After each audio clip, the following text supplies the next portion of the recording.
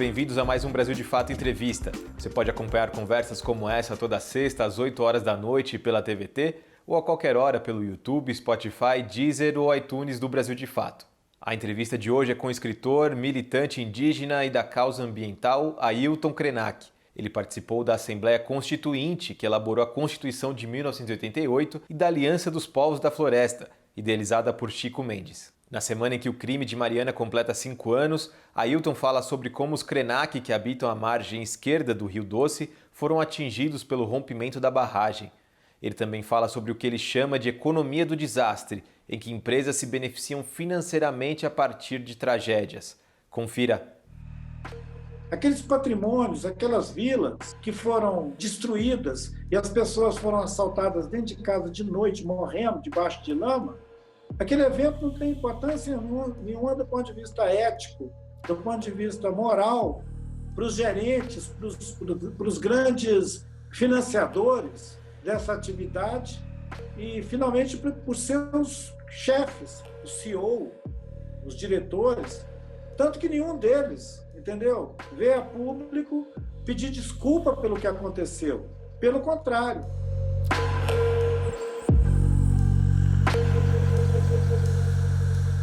Os nossos antigos, eles acreditavam que tinha eficácia em botar as nossas crianças dentro da água e falar com o rio e pedir para ele proteção para aquelas pessoinhas que estavam começando suas vidas, para eles poderem andar, serem fortes. E depois essas crianças que se tornavam pessoas saudáveis e fortes, continuavam conversando com o rio e pedindo para ele: me dá peixe, pô, atu, boquinhauí, me dá peixe bom. E conversando com ele para ele dar saúde, conversando com ele para ele dar comida, e essa reciprocidade das pessoas, do povo dos Burum, que são os Krenak, com o rio, que é o Atu, com o território onde nós vivemos, com a montanha, ela não é uma analogia sobre seres vivos e humanos. É uma cosmologia, né? Ou uma cosmogonia. É o jeito que esse povo pensa que é o mundo. Não é só o Rio Doce. É assim que nós pensamos que é o mundo. E com a dissociação da ideia de que o mundo é uma coisa e nós, os humanos, somos outra, nasceu essa abstração que chamam de meio ambiente. Meio ambiente é uma invenção da cabeça das pessoas que não conseguem viver a experiência de conversar com o rio, com a montanha, de se sentir afiliado com o território onde ele vive. Então, essas pessoas sem cultura, sem identidade, eles precisam imaginar uma ciência ambiental para dar conta do estrago que eles estão fazendo na Terra, na vida. Uma enorme rede de vida foi abalada pela lama que desceu da barragem de Mariana, numa extensão de mais de 600 quilômetros de lama em alta pressão, com a velocidade do vento, matando e destruindo a paisagem ribeirinha também. Não só a calha do rio, a beirada do rio. Vocês souberam que 1 ano depois, os macacos estavam morrendo e, quando foram colher os restos para levar para fazer biópsia, descobriram que eles estavam morrendo porque a cadeia alimentar deles, a cadeia que eles integram, tinha sido destruída e eles estavam sendo atacados por uma febre, que eles chamaram de febre amarela. Então, muitas espécies de insetos, de pequenos organismos que viviam da atmosfera do rio, da ecologia do rio, das beiradas do rio, elas morreram. Elas foram calcinadas pela lama. Então, o que sobrou foram vagas na cadeia ecológica daquela bacia do Rio Doce e algumas espécies que se alimentavam da produção do rio, Elas migraram ou morreram. As capivaras, que são animais grandes, elas migraram, elas deram no pé. Vai completar 5 anos agora que esse evento aconteceu. A pandemia favorece muito ao esquecimento do dano que esse crime ambiental causou à vida de milhares de pessoas e que está sendo minimizado. Recentemente, a Vale passou a veicular uma campanha de mídia na televisão, nos horários de novela e tudo, dizendo para as pessoas que está recuperando, restaurando a bacia do Rio Doce. Mostra algumas canteiros de obra e mostra imagens de rios com água limpa. Não sei onde eles arrumaram aquelas imagens, sugerindo que as pessoas já estão pescando e produzindo, criando peixe na bacia do Rio Doce. Eu não conheço nenhum lugar onde estão com criatórios de peixe dentro da bacia do Rio Doce, mas eles mostram isso nos filmes. As pessoas deveriam pegar o trem da Vale e descer até Vitória para ver como é que está a paisagem. Pode pegar o trem da Vale mesmo e para ver a mentira que ela está fazendo com a sua propaganda enganosa. É uma pouca vergonha a Vale insistir em dizer que está recuperando a bacia do Rio Doce. As famílias que estão à margem do Rio Doce, muitas delas não têm nem canal de interlocução com a Renova, com a Vale. E é uma ofensa para as pessoas que perderam familiares, que perderam a base da sua subsistência, da sua vida, assistir uma propaganda dizendo que tudo está voltando ao normal. A opinião pública tem que saber que não tem nada voltando ao normal. E nós estamos numa pandemia. E seria cínico dizer que durante esse ano que tudo parou, a Renova, a Vale, a Samarco, a BHP estão produzindo tanto resultado assim. A razão por que ela está resumida em dinheiro é exatamente porque não foram capazes de confrontar a realidade ambiental, ecológica, a questão de que a bacia do Rio já vinha sendo dragada, danada, destruída ao longo dos últimos, 100 anos. Desde que construíram a ferrovia, acompanhando o corpo do rio, e passaram a incidir sobre a mata, sobre a vegetação, sobre a vida selvagem, e transformaram o rio num corpo pelado, um corpo desnudado, pegando sol e pegando tudo quanto é lixo e resíduo da bacia do rio, as cidades jogando seus resíduos lá dentro, todo esse dano ele implicaria em muito maior investimento para recuperar ambientalmente a bacia do Rio Doce. Então, é moleza transformar isso em compensação financeira. É o jeito fácil de fazer todo mundo esquecer o que aconteceu e seguir a vida. Continuar consumindo, continuar afetando cada vez mais a qualidade de vida nos seus próprios territórios. Eu não vejo como um desvio o fato de a única coisa que a Renova esteja fazendo seja pagar em dinheiro o dano que as pessoas sofreram. Porque isso é o imediato. E, provavelmente, para as corporações que praticaram esse crime, é uma mixaria o que eles pagam para essas pessoas. Eu costumo dizer que agora nós estamos vivendo uma economia do desastre. Famílias que viviam da subsistência, de uma hora para outra, passaram a viver da indenização. Essas pessoas deixam as suas vidas e passam a viver uma outra vida, que é a vida de quem vai administrar o dinheiro da indenização. É como se você se aposentasse antes do tempo. É como se você tivesse a sua vida suspensa e uma vida substituta para você ir para a fila todo mês, pegar dinheiro, pagar conta e comprar coisa. É um confinamento. Daria para a gente fazer um paralelo que, se a gente não tivesse, na bacia do Rio Doce, se não tivesse o risco de contágio pela Covid, as pessoas estariam confinadas da mesma maneira, esperando o caminhão-pipa, esperando a cesta básica e esperando o pagamento no dia certo do mês. Quer dizer, eles viraram dependentes de um sistema financeiro que eles não conhecem, que eles não têm capacidade de entender, não tem mesmo. Se você quisesse que a comunidade, estimada em aproximadamente 600 mil pessoas da bacia do Rio Doce, entendesse o que é dinheiro chegando ali, através de empreiteiras, de terceirizadas, dinheiro chegando nos armazéns, dinheiro chegando na forma de mercadoria, a rede de fornecedores toda sendo ativada a um crescimento assim, de 130%, 140% ao ano. Um camarada que antes vendia, sei lá, uma carreta de um determinado insumo, agora ele vende 30 carretas daquele insumo. Então, é claro que o dinheiro vai circular ali. Isso tudo pode mascarar uma situação de uma economia do desastre. Você cria um dano e depois você põe dinheiro lá. Isso não é novidade. Está cheio de países por aí fazendo guerra. Primeiro joga bomba num lugar, depois eles vão lá reconstruir o país. Agora nós estamos na fila.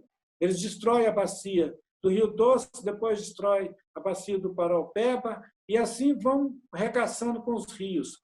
O Rio São Francisco está sob ameaça de implantar mais uma barragem nele. O Rio São Francisco, todo mundo sabe que ele está esmilinguindo, ele está doente. Você faz mais uma barragem lá. Quando acontecer qualquer um evento que colapsa a vida do Rio São Francisco, quem é que vai indenizar as milhares de pessoas que vivem na bacia do São Francisco? Então, assim, é uma falta de governança, é uma falta de saber que isso aqui é um país e que as bacias hidrográficas constituem o território brasileiro. Eles não são propriedade particular das mineradoras. Se elas estragarem essas terras, elas devem muito mais do que a indenização para as famílias. Elas estão causando um dano ao bem comum, a um patrimônio que é do país inteiro, que é do povo brasileiro.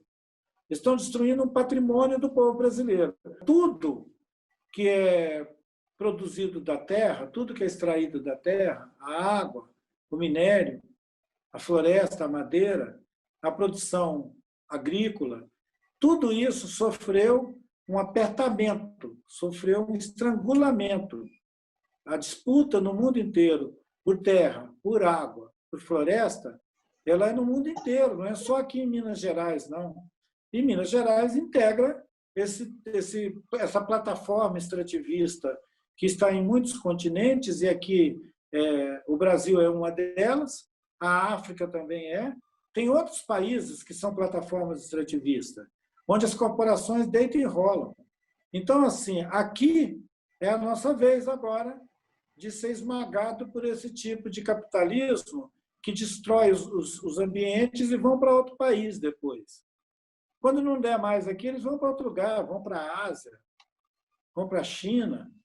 Então, assim, nós estamos vivendo no mundo inteiro uma mudança climática que já deveria ter proibido a atividade da mineração, assim como já deveria ter sido proibida a extração de petróleo. Os combustíveis fósseis e a mineração são duas atividades primitivas, elas já deveriam ter sido encerradas no século XXI. A gente tem que pensar em outras economias para a gente resfriar o clima do planeta, senão nós vamos fritar todo mundo. Quando a temperatura do país chegar ao ponto de começar a matar a gente no meio da rua, talvez assim as petroleiras e as mineradoras vão finalmente entender que está na hora delas mudar de negócio. Nós não podemos nos esquecer que Mariana é um povoado histórico. Mariana e Ouro Preto foram as primeiras capitais do Brasil. Elas foram sedes do governo colonial tão importante quanto Potosí, quanto outras cidades na América do Sul, para implantar o colonialismo aqui. Então, não é novo o histórico de abuso e de violência contra as comunidades originárias, os povos indígenas, e depois os afrodescendentes, e mesmo os africanos que foram trazidos como escravos para cá. É bom não nos esquecer que a matriz da mineração no Brasil é escravocrata. Quem furou as lavras de ouro no século XVII, XVIII, foram os negros, escravos. Foram os índios também, quando eles conseguiam manter os índios presos. Essa piada de que os índios não gostavam de trabalhar, ela nasceu da observação dos capatazes que viam que os índios escapavam ao controle deles porque conheciam o território e porque tinham relações com outros locais onde eles podiam se refugiar. Os negros demoraram para poder constituir as rotas de quilombo, que eram lugares de difícil acesso, onde eles podiam fugir do controle dos capatazes. Eram capatazes da mineração. A mineração nasceu de mão de obra escrava. Ela não tem dignidade nenhuma, não. Ela paga salário porque é obrigado. Se pudesse, ela continuar escravizando as pessoas. Aqueles corpos, não importa. Se a barragem passar em cima e matar todo mundo, não tem problema nenhum, porque, historicamente, esses corpos nunca existiram. Nunca foi gente que morou naquelas vilas. Aqueles patrimônios, aquelas vilas que foram destruídas e as pessoas foram assaltadas dentro de casa de noite, morrendo debaixo de lama, aquele evento não tem importância nenhuma do ponto de vista ético, do ponto de vista moral, para os gerentes, para os grandes financiadores dessa atividade e, finalmente, por seus chefes, o CEO, os diretores, tanto que nenhum deles, entendeu, veio a público pedir desculpa pelo que aconteceu. Pelo contrário, perguntaram para eles como que eles iam fazer para achar os corpos que as famílias ainda estavam reclamando e que não tinham sido desenterrados da lama. Ele disse, bom, para que tirar eles de lá? Já estão enterrados mesmo. Então, esse tipo de declaração, gente, ele é um tipo de declaração que está bem constituída na mentalidade dos administradores de garimpo, de mineração, desde a colônia. Vocês acham que essas empresas mineradoras bonitinhas, cheias de tecnologia moderna, mudaram de ideologia? No final do século XIX, tinha um sujeito que era muito escutado por todo mundo aqui em Minas Gerais. Ele disse que a mineração só dá uma safra, ouro só dá uma safra. A atividade da mineração, ela só dá uma safra. Você tira e aquilo que você tirou não se repõe, acabou. Principalmente se você botar em cima de um trem e mandar para o porto e botar num navio. Aí acabou e foi para longe. Fica um buraco no lugar. O Carlos Drummond de Andrade, ele passou a vida inteira dele dizendo que tinha um buraco onde ele viveu, que é Itabira. Itabira é um buraco. Você pensa que as mineradoras têm vergonha de ter transformado Itabira num buraco? Não, pelo contrário. Elas fazem introjetar na mentalidade dos moradores desses lugares como se ela estivesse ali para favorecer as pessoas, proteger as pessoas, levar progresso para as pessoas. Não é falta de esclarecimento, é a persistência de uma atividade extrativista, uma atividade econômica que é extrativista e que não tem coragem de evoluir. Porque se a mineração tivesse coragem de investir e evoluir, ela não fazia o dano que ela faz aos lugares onde ela se instala. Mas se você pegar um diretor deles, um desses espertalhão, ele vai dizer para vocês que eles nunca investiram tanto, que eles têm tecnologia de última geração e que a mineração que eles fazem é limpa. E eles botam outdoor para todo lado dizendo que é sustentável. Eles investem muito mais em propaganda para fazer uma espécie de lavagem da sua história suja do que investir em tecnologia para diminuir o dano ambiental da atividade que eles continuam fazendo como querem. Todo mundo sabe que as barragens são obsoletas e mal feitas e que elas têm duração. Só eles é que não sabem. Só os engenheiros é que não sabem. Qualquer morador da bacia do Rio Doce sabe que essas barragens tem uma hora que elas estouram e derramam em cima de quem está para baixo. Os municípios que cedem território para as mineradoras, eles ganham uma mixaria. Então, a sociedade tinha que botar em questão essas atividades predatórias, insustentáveis, e essa enganação que é a propaganda de que eles estão promovendo o progresso. Se a Vale estivesse promovendo o progresso, Minas Gerais não era um estado tão atrasado socialmente, economicamente, em relação aos outros estados brasileiros. Não tem 5 anos que os Krenak enfrentam a mineração. Na década de 20 do século passado, o governo da província de Minas Gerais separou uma reserva para as famílias que estavam ainda circulando na floresta do Rio Doce, para ir para dentro daquela reserva e liberar o nosso entorno do nosso território para passar a estrada de ferro. Essa estrada de ferro aí, a Vitória Minas, ela passou dentro do nosso território.